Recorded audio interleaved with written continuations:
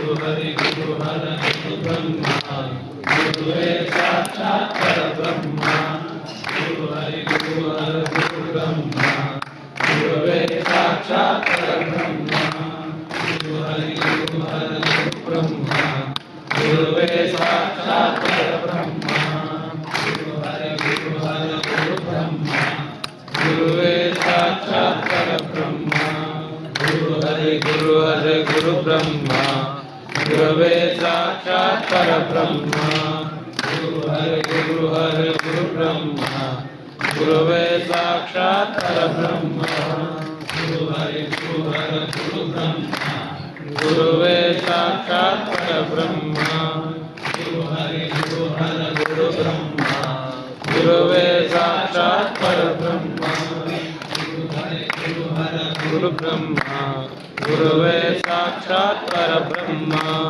गुरु हरि गुरु हर गुरु ब्रह्मा गुरुवे साक्षात् परब्रह्मा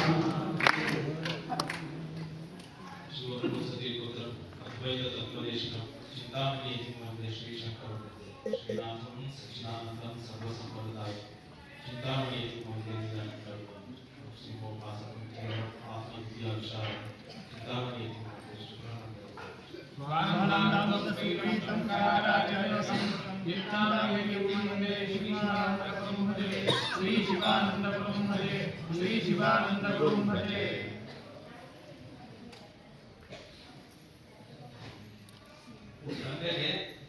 ಇಬ್ರು ಮಕ್ಕಳಿದ್ರ ಒಬ್ಬ ದೊಡ್ಡವನು ಒಬ್ಬ ಚಿಕ್ಕ ಮಗ ಇಬ್ರು ಆ ತಂದೆ ಇಬ್ರು ಮಕ್ಕಳಿಗೂ ಒಂದೊಂದು ಪತ್ರ ಕೊಟ್ಟು ಹೇಳಿ ಇಲ್ಲಿಂದ ಬೆಂಗಳೂರು ಹೋಗಿ ಅಲ್ಲಿ ಮಂತ್ರಿಗಳನ್ನು ಕಂಡು ಪತ್ರಕ್ಕೆ ಸಹಿ ಹಾಕಿಸ್ಕೊಂಡು ಬಂದಿ ಅಂತ ಇಬ್ರು ಮಕ್ಕಳು ಒಂದೊಂದು ಪತ್ರ ಕೊಟ್ಟ ದೊಡ್ಡ ಮಗ ಟ್ರೈನ್ ಹತ್ತಿರ ಬೆಂಗಳೂರು ಹೋಗ್ಬೇಕಲ್ಲ ಬಹಳ ದೂರ ಪ್ರಯಾಣ ಅಂತ ಹೇಳಿ ರಿಸರ್ವೇಶನ್ ಮಾಡಿಸ್ಕೊಂಡು ಡಬ್ಬಿಯಲ್ಲಿ ಎಲ್ಲ ಬಕ್ರಿ ಪಲ್ಯ ಎಲ್ಲ ಕಟ್ಕೊಂಡು ಟ್ರೈನಲ್ಲಿ ಹೋಗ್ಬೇಕಾದ್ರೆ ಆರಾಮ್ ಸ್ಲೀಪರ್ ಮಾಡ್ಕೊಂಡು ಮನೆ ಬರುತ್ತಲ್ಲ ತಿಳ್ಕೊಂಡು ಎಲ್ಲ ತಿಳ್ಕೊಂಡು ಬೆಂಗಳೂರು ರೈಲ್ವೆ ಸ್ಟೇಷನ್ ಇಳಿದ ಮೇಲೆ ಒಳ್ಳೆ ಹೋಟ್ಲಿಗೆ ಹೋಗಿ ಟಿಕೆಟ್ ಎಲ್ಲ ತಿಳ್ಕೊಂಡು ಫಿನಿಶ್ ಮನೆಗೆ ಬರ್ಬೇಕಾದ್ರೂ ಹಾಗೆ ಬಂದ ರಿಸರ್ವೇಶನ್ ಮಾಡಿಸ್ಕೊಂಡು ದಾರಿಯಲ್ಲಿ ಟ್ರೈನಲ್ಲೆಲ್ಲ ತಿಳ್ಕೊಂಡು ಚಹಾಗೆ ಎಲ್ಲ ಕುಡ್ಕೊಂಡು ತಿಳ್ಕೊಂಡು ಪಾಪ ಬಂದ ಎರಡನೇ ಮಗ ಹೋಗಬೇಕಾಯ್ತು ರೊಕ್ಕ ಇರಲಿಲ್ಲ ಕೆಲಸ ಜಾಸ್ತಿ ಇತ್ತು ರಿಸರ್ವೇಶನ್ ಮಾಡಿಸ್ಕೊಳ್ಳಿಲ್ಲ ಹಂಗೆ ಬಿಟ್ಟೆ ಟ್ರೈನ್ ಬಹಳ ರಶ್ ಇತ್ತು ಸಾಫ್ ಈಗ ಬಹಳ ರಶ್ ಮುಕ್ಕೊಂಡು ಹೋಗಿತ್ತು ಹತ್ತಕ್ಕಾಗಲ್ಲ ಎಲ್ಲ ಕೆಳಗೆ ತಗ್ಗಿದ್ರು ಎತ್ತ ಹತ್ತದ ಟ್ರೈನ್ ಕುತ್ಕೊಳ್ಳೋ ಸೀಟ್ ಸಿಗ್ಲಿಲ್ಲ ನಿಂತ್ಕೊಂಡ್ರೆ ಪ್ರಯಾಣ ಮಾಡಿ ಡಬ್ಬಿ ಕಳ್ಕೊಂಬಂದಿಲ್ಲ ಏನಾದ್ರು ತಿನ್ನೋಣ ಅಂದ್ರೆ ದುಡ್ಡಿಲ್ಲ ಬಹಳ ಕಷ್ಟಪಟ್ಕೊಂಡು ಶೆಕೆಯಲ್ಲಿ ಸುಸ್ತಾಗಿ ಹೋದ ಬೆಂಗಳೂರು ಹೋದ ಸ್ಟೇಷನ್ ಅಲ್ಲಿ ಇದ್ದು ಸೀದಾ ಮಿನಿಸ್ಟರ್ ಮನೆಗೆ ಹೋದ ಮತ್ತೆ ಬಂದ ಹಾಗೆ ಕಷ್ಟಪಟ್ಕೊಂಡು ಸೀಟ್ ಇಲ್ಲೇ ನಿಂತ್ಕೊಂಡು ಬೇವುತ್ಕೊಂಡು ಸುಸ್ತಾಗಿ ವಾಪಸ್ ಬಂದ ಇಬ್ರು ಮಕ್ಕಳು ಮನೆಗೆ ಬಂದ್ರು ಇಬ್ರು ಮಕ್ಕಳು ಮನೆಗೆ ಬಂದ್ಮೇಲೆ ಅಪ್ಪ ಕೇಳ್ದ ಅಪ್ಪ ಇಬ್ರು ಬೆಂಗಳೂರು ಹೋಗಿದಲ್ಲ ಪ್ರಯಾಣ ಹೆಂಗಿತ್ತು ಮೊದಲನೇ ಮಗ ಹೇಳ್ದ ಪ್ರಯಾಣ ಬಹಳ ಸುಖವಾಗಿತ್ತು ಎಸಿ ಬಸ್ ರಿಸರ್ವೇಶನ್ ಮಾಡಿಸ್ಕೊಂಡಿದ್ದೆ ಆರಾಮ ಮಲ್ಕೊಂಡು ಹೋದೆ ಗಾಳಿ ಬರ್ತಿತ್ತು ಗರ್ವ ಏನೋ ಬರ್ತಾ ಇತ್ತು ತಿನ್ಕೊಂಡು ಹೋದೆ ಸುಖವಾಗಿತ್ತು ಬೆಂಗಳೂರು ಪ್ರಯಾಣ ಅಂತ ಎರಡನೇ ಮನೆಗೆ ಕೇಳ್ದ ನಿನ್ ಹೇಗಿತ್ತು ಬೆಂಗಳೂರು ಪ್ರಯಾಣ ಅವಾಗ ಅಗ್ನಿ ಕಷ್ಟ ಇತ್ತು ಶೆಕೆ ನಿಂತ್ಕೊಳ್ಳಕ್ ಜಾಗ ಇಲ್ಲ ಕುತ್ಕೊಳ್ಳಕ್ ಜಾಗ ಇಲ್ಲ ರಶ್ ಜಾಸ್ತಿ ತಿನ್ನಕ್ ದುಡ್ಡಿಲ್ಲ ಉಪವಾಸ ಹೋಗಿದ್ದಾರೆ ಬಹಳ ಕಷ್ಟ ಪ್ರಯಾಣ ಇನ್ಮೇಲೆ ಪ್ರಯಾಣ ಮಾಡಬಾರ್ದು ಅನ್ನಿಸ್ತು ಅಪ್ಪ ಕೇಳ ಬೆಂಗಳೂರು ಹೋಗಿದ್ದಲ್ಲ ಹೋಗಿದ ಕೆಲಸ ಏನಾಯ್ತು ಮೊದಲು ನಾನು ಸ್ಟೇಷನ್ ಅಲ್ಲಿ ಇಳಿದು ತಿಂಡಿ ತಿನ್ಕೊಂಡು ಮಿನಿಸ್ಟರ್ ಮನೆಗೆ ಹೋಗೋ ಸ್ಥಿತಿಗೆ ಸಿಗ್ಲಿಲ್ಲ ಮಂತ್ರಿಗಳ ಕಾರ್ ಹೊತ್ಕೊಂಡು ಬೇರೆ ಊರಿಗೆ ಹೊರಟ್ಬಿಟ್ಟಿದ್ರು ಎರಡನೇ ಮನೆ ಕೇಳ ಹಿಂದೆ ಏನಾಯ್ತು ಹೋಗಿದ ಕೆಲಸ ಅವಾಗ ಹೇಳ ತಡಾಗತ್ತೆ ಅಂತ ಗೊತ್ತಿತ್ತು ಟ್ರೈನ್ ಇಳಿದು ತಿಂಡಿ ಗಿಂಡಿ ಅಂತ ಕಾಯಿಲ್ಲ ಸೀದಾ ಮಂತ್ರಿಗಳ ಮನೆಗೆ ಹೋದೆ ಮಂತ್ರಿಗಳು ಕಾರ್ ಹಾಕೊಂಡು ಆಗ್ತಾರೆಲ್ಲ ಹೊರಟಿದ್ರು ಭೇಟಿ ಆಯ್ತು ಸಿಕ್ಕರು ಪತ್ರ ಕೊಟ್ಟೆ ಸಹಿ ಹಾಕಿದ್ರು ತಗೊಂಡು ಬಂದೆ ಈಗ ಅಪ್ಪ ಹೇಳ್ಬೇಕು ಅಪ್ಪಗಳ ನೀವ್ ಹೇಳಿ ಇಬ್ಬರಲ್ಲಿ ಸುಖಕರ ಪ್ರಯಾಣ ಯಾರ್ದು ಸುಖಕರ ಪ್ರಯಾಣ ಯಾರ್ದು ಮೊದಲನೇ ಮಗ ಸುಖಕರ ಪ್ರಯಾಣ ಆರಾಮ ಮಲ್ಕೊಂಡು ಹೋದ ತಿನ್ಕೊಂಡು ಹೋದ ಚಾಲಿಗೆ ಕುತ್ಕೊಂಡು ಹೋದ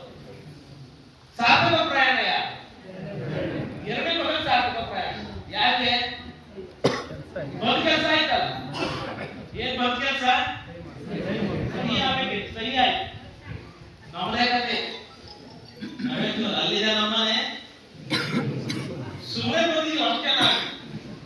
ಆದ್ರೆ ನಾವೇನ್ ಅನ್ಕೊಂಡ್ವಿ, ಇದು ಶಾಶ್ವತ ಅನ್ಕೊಂಡ್ವಿ, ಇಲ್ಲೇ ಇರ್ತೀವಿ ಅನ್ಕೊಂಡ್ವಿ. ಅದಕ್ಕೆ ನಾವೇನ್ ಮಾಡ್ತಿದ್ವಪ್ಪ ಅಂದ್ರೆ ಈ ಜೀವನ ಸುಖಕರ ಮಾಡ್ಕೊಂಡು ಹೊರಟ್ವಿ. ಜೀವನ ಹೆಂಗೆ ಬ್ಯೂಟಿಫುಲ್ ಮಾಡ್ಕೊಳ್ಬೇಕು, ಹೆಂಗೆ ಸುಖ ಮಾಡ್ಕೊಳ್ಬೇಕು, ಹಾಗೊಂದು ಸುಖ ಮಾಡ್ಕೊಳ್ತಾ ಹೊರಟಿದೀವಿ ಹೊರತು ಸಾಧಕ ಮಾಡ್ಕೊಳ್ಳೋದು ಕೈ ಯೋಚನೆ ಮಾಡ್ತೀವಿ. ಆಚಾರ್ಯ ಶಂಕರ ಹೇಳುದು ಆತ್ಮಬೋಧದಲ್ಲಿ ಬಹಳ ಚೆನ್ನಾಗಿ ಹೇಳುದು.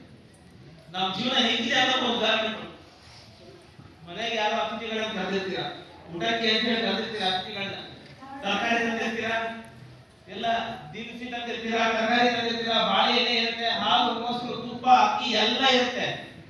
ಗ್ಯಾಸ್ ಖಾಲಿ ಹೋಗಿರುತ್ತೆ, ಅಡುಗೆ ಆಗ್ತದೆ ಅರ್ಥ. ಶಂಕರವರು ಗ್ಯಾಸ್ ಹೇಳಿಲ್ಲ, ಅಗ್ನಿ ಅಂತ ಹೇಳು. ಅಡುಗೆ ಮಾಡ್ಲಿಕ್ಕೆ ಏನೇನು ಬೇಕೋ ಎಲ್ಲಾ ತಂದಿರ್ತೀವಿ, ಅಗ್ನಿನೇ ಇರಲ್ಲ. ಹಂಗಿದೆ ನಮ್ಮ ಜೀವನ. ಅಂದ್ರೆ ಹುಟ್ಟಾಗಿಂದ ಸಾಯೋ ತನಕ ಎಲ್ಲಾ ಮಾಡ್ಕೊಳ್ತೀವಿ, ಓದ್ತೀವಿ, ಬೆಳಿತೀವಿ, ಸಂಪಾದನೆ ಮಾಡ್ತೀವಿ, ಮದುವೆ ಆಗ್ತೀವಿ, ಮಕ್ಕಳು ಮಾಡ್ಕೊಳ್ತೀವಿ, ದೊಡ್ಡ ದೊಡ್ಡ ಮನೆಯ ಕಟ್ತೀವಿ, ಆಸ್ತಿ ಮಾಡ್ಕೊಳ್ತೀವಿ. ಮುಖ್ಯವಾಗಿ ಏನ್ ಕಳಿಸ್ಬೇಕು ಅದನ್ನ ಕಳಿಸ. ಹಾಗಾಗಿ ಏನಾಗಿದೆ, ಸಾಧಕ. ಹಾಗಾದ್ರೆ ಸಾಧಕ ಅಂದ್ರೆ ಏನ್ರಿ ಅಂತ ಪ್ರಶ್ನೆ ಕೇಳು. ಬಹಳ ದೊಡ್ಡದಾಗಿ ವ್ಯಾಖ್ಯಾನ ಏನ್ ಬೇಡ, ಸಾರ್ಥಕ ಅಂದ್ರೆ ಇಷ್ಟೇ ಅರ್ಥ ಮಾಡ್ಕೊ. ಆ ಜೀವನ ಸಮಾಧಾನ ಸಿಗ್ತಿದೆ, ಮನಸ್ಸಿನ ಸಮಾಧಾನ ಸಿಗ್ತಿದೆ.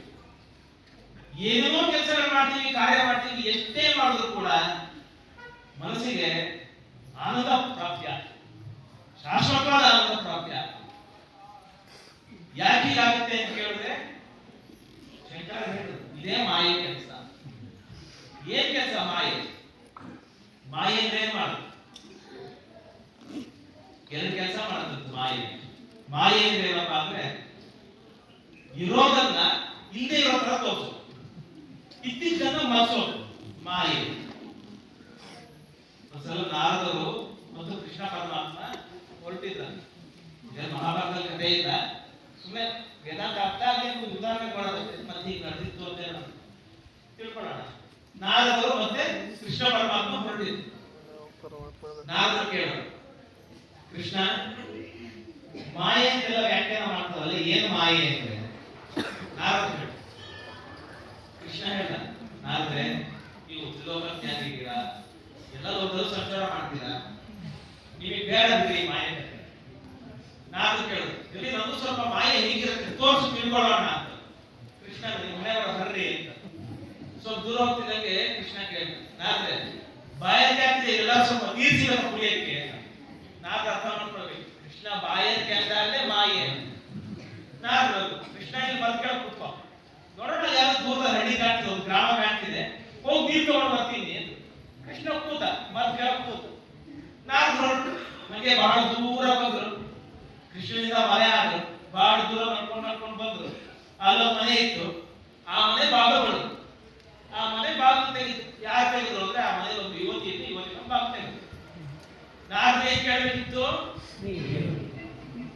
ನಿಮ್ಮ ಅಪ್ಪ ಅಮ್ಮ ಎಲ್ಲೋ ಇದ್ದಾರೆ ಅಂತ ಕೇಳಿದ್ರು. ಅವ್ರು ಹೇಳಿದ್ರು, ಪಕ್ಕದ ಗ್ರಾಮಕ್ಕೆ ಹೋಗಿದ್ದಾರೆ, ಎಷ್ಟು ತಾಸು ಆಗುತ್ತೆ ಬರೋದು, ಇನ್ನೇನು ಬರ್ತಾರೆ. ಆಗ ಮನೆ ಹಾಕಿ ಕೂಡ್ತೀನಿ ಅಂತ ಮನೆ ಹಾಕಿ ಕೂತು ಅವ್ರ ಅಪ್ಪ ಅಮ್ಮ ಬಂದ್ರು. ಏನ್ ಕೇಳ್ಬೇಕಿತ್ತು ಮತ್ತೆ? ನಾರದ್ ಹೇಳು, ನೋಡ್ರಿ ನಾನು ನಾರದ ಅಂತ ಮಹರ್ಷಿ, ಎಲ್ಲಾ ಲೋಕಗಳಿಗೂ ಓಡಾಡ್ತೀವಿ, ನಮ್ಗೆ ಏನ್ ಪಾಸ್ಪೋರ್ಟ್ ವೀಸಾ ಅಗತ್ಯ ಇಲ್ಲ, ಎಲ್ಲಿ ಬೇಕಾದ್ರೂ ಹೋಗ್ತೀವಿ, ಪುರಾಣ ಹೇಳ್ತೀವಿ, ಭಾಗವತ ಹೇಳ್ತೀವಿ, ಎಲ್ಲ ತಿಳ್ಕೊಂಡಿದ್ದೀವಿ. ನನಗಿಂತ ಚಲವಾಡಿಯ ಸಿಗ್ತಾನೆ ನಿಮ್ಗೆ, ಮತ್ತೆ ಯಾಕೆ ಯೋಚನೆ ಮಾಡ್ತೀರಾ? ನನ್ನಂತ ಅಡಿಯವನ್ನ ಇನ್ಯಾಡ್ಬೇಕು, ಕೊಡ್ರಿ ಮಗು. ನಾನು ಯೋಚನೆ ಮಾಡೋದು ಹೋಗಲ್ಲ, ಇಂಥ ಅಡಿಯ ಎಲ್ಲಿ ಸಿಗ್ಬೇಕು ಅಂತ ಹೇಳಿ ಮಗು ಕೊಟ್ಟು ಮದುವೆ ಮಾಡು. ಆಯ್ತು, ನಾರದ್ರು ಅಲ್ಲೇ ಹಾಡು ಹೇಳ್ಕೊಂಡು ಭಜನೆ ಹೇಳ್ಕೊಂಡು ಕಾಲೇಜ್ ಕಳೆದ್ರು. 4 ಮಕ್ಕಳ.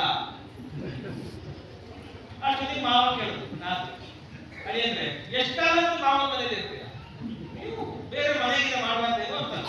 ನಾನು ನೋಡಿದ ಕಡೆ ಅಂತ ಅಂದ್ಕೊಂಡು ಹೇಳ್ತೀನಿ, 4 ಮಕ್ಕಳು ಕರ್ಕೊಂಡು ಬೇರೆ ಊರಿಗೆ ಹೋದ್ರು.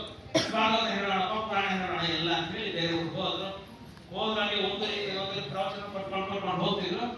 ಯಾವುದೋ ಒಂದು ಊರಿಗೆ ಹೋಗ್ಬೇಕು, ನದಿ ಅಡ್ಡ ನೋಡುದು, ತೆಪ್ಪಾಗಿ ಪೈ ಇರಲಿಲ್ಲ. ಆಯ್ತು, ಹೆಂಡತಿ ಮಕ್ಕಳು ಕೈ ಹಿಡ್ಕೊಂಡು ನದಿ ದಾಟ್ಕೊಂಡು ಹೊರಟು ನದಿಯಲ್ಲಿ ಇಳಿದು ದಾಟ್ಕೊಂಡು ಹೋಗ್ತಾ ಇದ್ದಾರೆ. ಎಲ್ಲೋ ಮಳೆ ಆಗಿ ಪ್ರವಾಹ ಜಾಸ್ತಿ ಆಗಿ ನೀರು ಹುಟ್ಟುಬಿಡುತ್ತೆ. ನೀರಿನ ರಭಸ ಯಾವಾಗ ಜಾಸ್ತಿ ಆಯಿತು, ನೀರಿನ ಗಾತ್ರ ಜಾಸ್ತಿ ಆಯಿತು, ಮಕ್ಕಳು ಕೈ ಕಾಡ್ಬಿಟ್ಟು ಅದೇ ಕೊಡೋ ಅಂತ ಮಕ್ಕಳು ಬಿಟ್ಟು ಮತ್ತೆ ನಾಲ್ಕನೇ ಗೊತ್ತಿದೆ ಏನ್ ಮಾಡ್ಬೇಕು ಓ ಅಂತ ನಾವು ಹೇಳಿದ್ವಿ ಇನ್ನು ಅರ್ಧ ಕೊಡ್ತೇವೆ ನಾವು ಹೋಗ್ತೀವಿ ಬಾ ಒಂದು ದಡ ಸೇರ್ಕೊಳ್ಳೋಣ ಅಂತ ಹೇಳಿ ಹೆಂಡತಿ ಕೈ ಹಿಡ್ಕೊಂಡು ಹೋಗೋದು ಶುರು ಮಾಡಿದ್ರು. ಹೆಂಡತಿ ಏನಾಯ್ತು ಬಂಡೆ ಮೇಲೆ ಕಾಲಿಟ್ಟು ಜಾಸ್ತಿ ಹೆಂಡತಿ ಕೊಚ್ಕೊಂಡು ನಾವು ದುಃಖ ಜಾಸ್ತಿ ಆಯ್ತು. ಕೊಡೋ ಅಂತ ನಾವು ಏನಪ್ಪ ಇದು ಏನ್ ಕರ್ಮ ನಾವು ಭಾಗವತ ಹೇಳ್ತೀವಿ ಪರಮಾತ್ಮ ಸ್ಮರಣೆ ಮಾಡ್ತೀವಿ ಆದ್ರೂ ನಮಗೆ ಬರ್ಬೇಕಾಯ್ತು ಕಷ್ಟ. ಎಲ್ಲಾ ಚೆನ್ನಾಗಿದ್ದಾರೆ ಬುದ್ಧಿಯವರೆಲ್ಲ ಚೆನ್ನಾಗಿದ್ದಾರೆ ಒಳ್ಳೆಯವರಿಗೆ ಕಷ್ಟ ಬರ್ಬೇಕಾ ಯಾಕೆ ಬರ್ಬೇಕು ಹೆಂಡತಿ ಹೋದ್ರು ಮಕ್ಕಳು ಹೋದ್ರು ನಾನ್ ತಾನೇ ಯಾಕೆ ಬದುಕಬೇಕು ಕೃಷ್ಣ ಏನಪ್ಪ ಇದು ಏನಿತ್ತು ಆಟ ಅಂದ್ರು. ಕೃಷ್ಣ ಕೇಳ್ದ ಆದ್ರೆ ನೀರ್ ತಗೊಂಡು ಕಾಯ್ತಾ ಇದ್ದೀನಿ ನಾನು ಅಯ್ಯೋ ಮರ್ತು ಬಿಟ್ಟೆ ನಾನು. ಅದೇ ಮಾಯೆ ಅರ್ಥ. ನಾವು ಯಾವ ಉದ್ದೇಶ ಇಟ್ಕೊಂಡು ಬಂದಿದೀವೋ ಆ ಉದ್ದೇಶ ಮಾಡ್ತೀವಿ ಅದನ್ನು ಮತ್ತೇನ್ ಮಾಡಿದ್ವಿ ಬೇರೆ ಎಲ್ಲಾ ಮಾಡ್ಕೊಂಡು ಹೋದ್ವಿ. ಹಾಗಾದ್ರೆ ಏನ್ ಬರ್ತೀವಿ ನಾವು ಪರಮಾತ್ಮನ ಆ ಪರಮಾತ್ಮನ ಆನಂದವನ್ನು ಮತ್ತು ಅವನು